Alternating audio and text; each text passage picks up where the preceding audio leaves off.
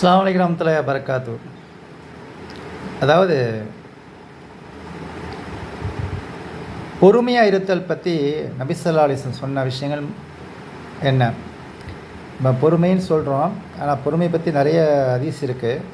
ஆனால் பொறுமைங்கிறது 3 வகை இருக்குது. பொறுமை 3 வகை. அது என்னென்ன வகைண்டாக்கா, அமல்கள் செய்வதால், இபாதத் செய்வதால் ஏற்படும் கஷ்டங்களை பொறுத்துக்கொள்ளுதல், அதில் உள்ள சிரமங்களை பொறுத்துக்கொள்ளுதல், அதை இபாதத் செய்யும்போது ஏற்படுற சிரமங்களை பொறுத்துக்கொள்ளுதல், இது ஒரு வகை பொறுமை.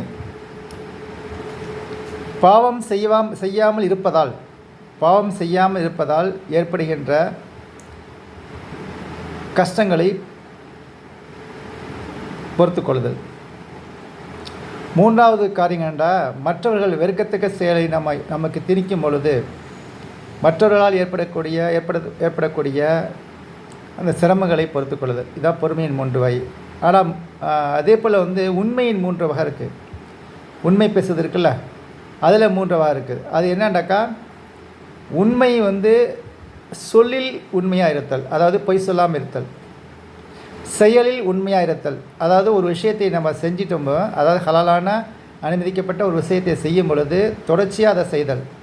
அமலாக இருக்கட்டும், அது எந்த ஒரு உலகில் ரீதியான விஷயமாக இருக்கட்டும், அதை இடையில விட்டு விடாமல் தொடர்ச்சியாக செய்தல், செயலில் உண்மையாக இருத்தல்.